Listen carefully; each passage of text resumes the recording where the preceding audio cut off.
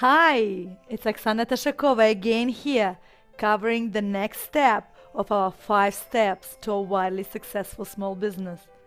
If you remember, for your homework, I asked you to create a very detailed description of your niche and your ideal customer. How did you go? If you haven't done this, go back and do it now. Each step of this system is indispensable, and if you miss one step, it's like trying to drive a car without one of the wheels. So now, let's talk about the step 2 of this success system, your value proposition. Your value proposition describes the bundle of product and services you offer that have value for your specific customer segment. I use niche, customer, or customer segment interchangeably, so please don't get confused. It all means the same thing. So let's demystify this term value proposition because it can be confusing at times. Say you have a product or service which is your core product. Along with this core product, you should add extra benefits for your clients in order to better serve their needs and give them a reason why they should choose you over your competitor. That's why this section is not called your product or service, but called a value proposition, because it's a bundle of stuff you do for your clients, and by offering it to you aim to satisfy the needs of your selected niche. First, you have to start with your customer needs. When you were describing your customer, the question you answered are really important to consider as you describe your offering. For instance, Karina's basic product was desserts. Did your customer need desserts? Of course not. There is a difference between surface needs or desires and core needs and desires. Often, your customers aren't even aware of these core desires and needs. And you need to identify what core needs of your customers does your product satisfy. For example, if you sell insurance, likely core need it satisfy is a peace of mind. If you sell puppies and pets, you sell joy and happiness. If you have a spa, you sell soul and spirit rejuvenation, and so on. Karina's niche needed a place to hang out with people they identified with. They needed a place that reflected what they valued, what they think is important, what they think says something about themselves. Karina's customers might love and want desserts, but what she offers answers a deeper need for them about their own identity. When Karina's customers buy her product and hang out in her shop, they're having a proof that they are hip, arty, tech-savvy, socially conscious, and we generation. Karina added value by offering free Wi-Fi, using recyclable packaging, hanging the cool art on the walls, and playing the trendy music teenagers love. She added benefits and value by addressing her customers' core needs. Imagine you go to a printing shop to have copies made of a flyer you've created.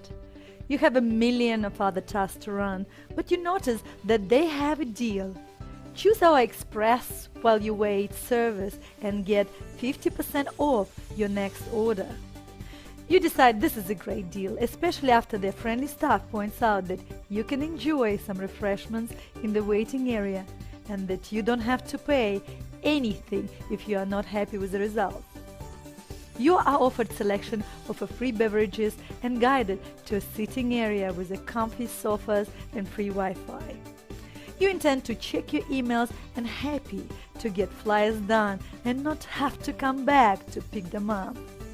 As you reach for one of the magazines, you notice their free brochure consultation offer on the front of their own brochure on the table in front of you. You open this up and discover that they will sit down with you to help you design the perfect brochure for your business, one that takes into account the text size, spacing, color, and other features that will suit your business and appeal to your target market. Not only this consultation is free, they offer free delivery on orders of $200 or more. You are sold again. You've gotten more than you bargained for and have had a great experience. Their printing expertise is just one of the offer's benefits. The express service, the customer service, the beverages, the free Wi-Fi and brochure consultation, and free delivery, as well as pay only if satisfied guarantee. All of this adds value and answer your need for one-stop shopping, quality, customer service, and convenience. They have helped solve your needs of business task management. Once you answer thoroughly questions from my first video, you will have plenty of information to consider what to include in your offer so your target market finds it particularly attractive. Something to keep in mind: defining your niche helps you decide what you don't do as well as defining what you do offer. This gives your business strong focus so that you can be super attractive to your niche and almost repellent to the group you don't want to serve. You don't want to waste your time and efforts on customizing and pleasing segments that will never be strong or loyal customers. You can never satisfy a market segment that is too broad, so narrow down your niche as much as possible, but make sure that its size is sufficient to support your business. You can always broaden your market later when you are ready to expand. This is the value of offer or value proposition. Nowadays, good quality is an expected feature, a given, not an added benefit.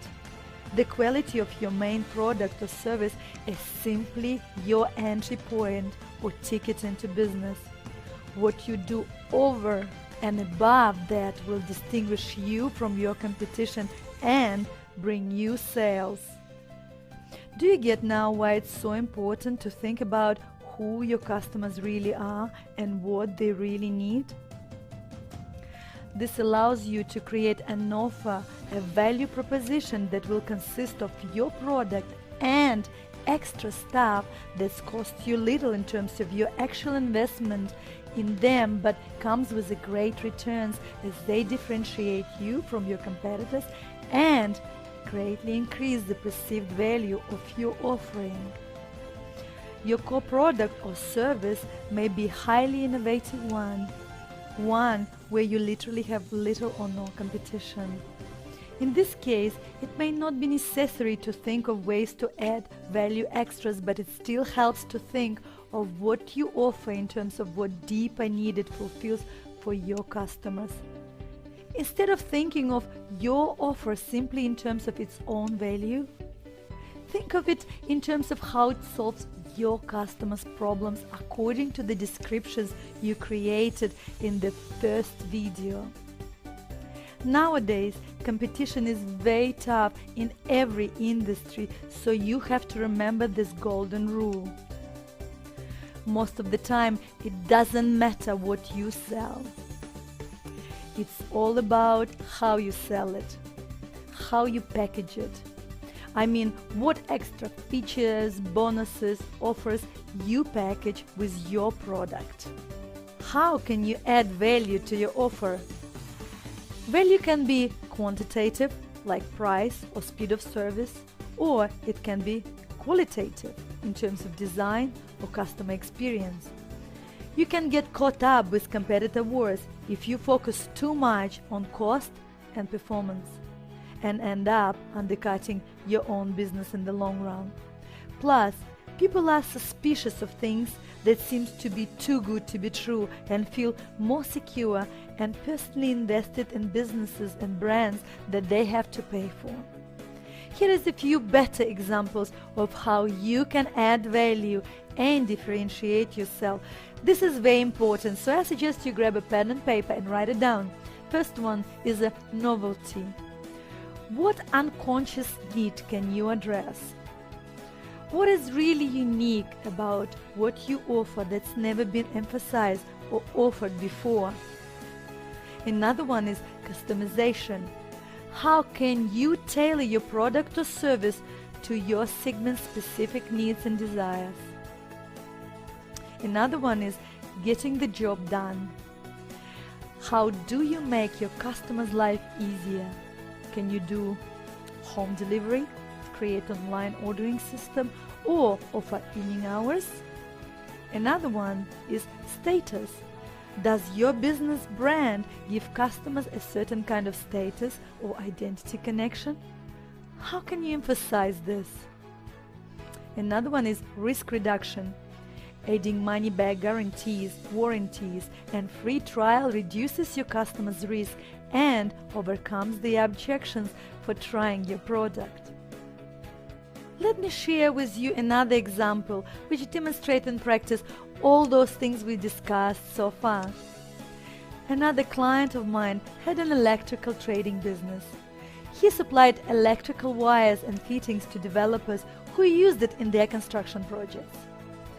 He made the same mistake as myself, Karina, and many other new business owners. He didn't choose a niche. He chased all possible projects. Tough competition, commoditization of his product made margins so negligible that he struggled to keep his head above the water. So he sought help, which was wise. Remember the golden rule I've shared with you in my previous videos. Your customers have to want your product. They've got to need it, and most importantly, they've got to have money to afford it. What do you think we found when we assessed my client's business? The developers needed his products. They wanted it, but often could not afford the quality he was offering, and he had to compete against cheap alternatives. And that eroded his margins. So we identified 20% of his customers who were responsible for 80% of his income and analyzed what was common among them. Most of them were contractors who were building premium quality projects, who had a good budget and who cared about the quality. So these developers were his ideal clients. As a result, we repositioned him from being a commodity trader to an integrated solution provider and trusted consultant. So instead of selling per meter wires and per number of sockets, all of a sudden he was offering huge package deals where he took care of all electrical needs of those contractors.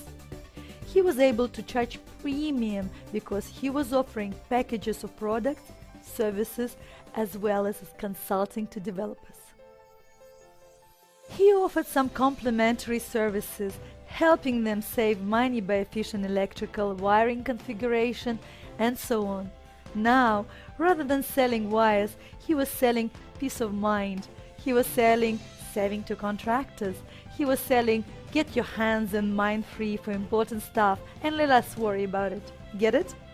And yes, this repositioning was not an easy overnight thing because it required some investment and development of capabilities he and his company didn't have. But once he knew what he needed to do, it wasn't that difficult. But man, did it make a difference in his income? Hell yes. It made a difference between struggling to have his ends meet and barely keeping his head above the water to 7-digit income. How do you think he knew how to come up with all these extra services that set him apart from his competition and services that his customer really needed? By answering the same questions I gave you in my last video. What keeps his clients awake at night? What frustrates them? What they're angry about? And don't answer what frustrates them in general in their life. That may be many things. And you will never know. And maybe you don't want to know. But what frustrates them in relationship to your industry is the answer you are seeking. Then, taking those frustrations and building your offer that helps them dealing with it will set you apart from your competition and give you a solid foundation for your business. Your assignment until the next video is to answer the following questions. Grab a pen and paper and write it down. What value do you deliver to your customers?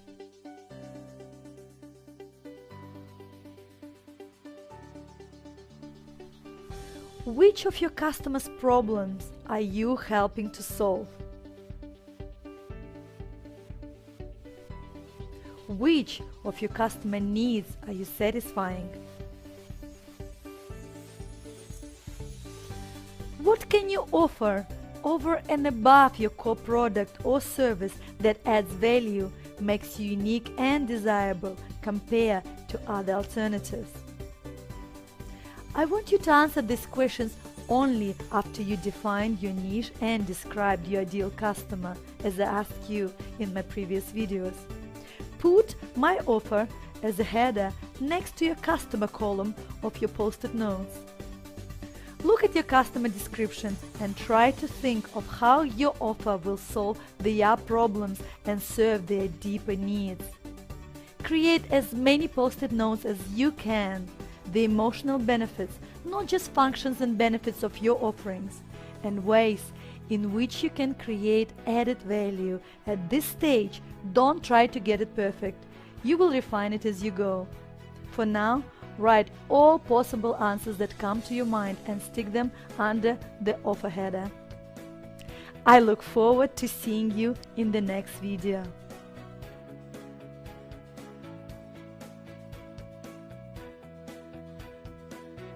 If you have enjoyed this video and found the information I gave you valuable, you will really love this ebook, 5 Steps to a Wildly Successful Small Business, value of $40, and you are getting it absolutely free from me, so you can go beyond simply surviving and start building a thriving business.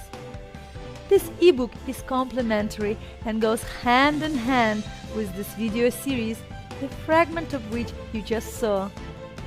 Please click on the link below this video, enter your name and email address, and you will get access to this amazing ebook instantly.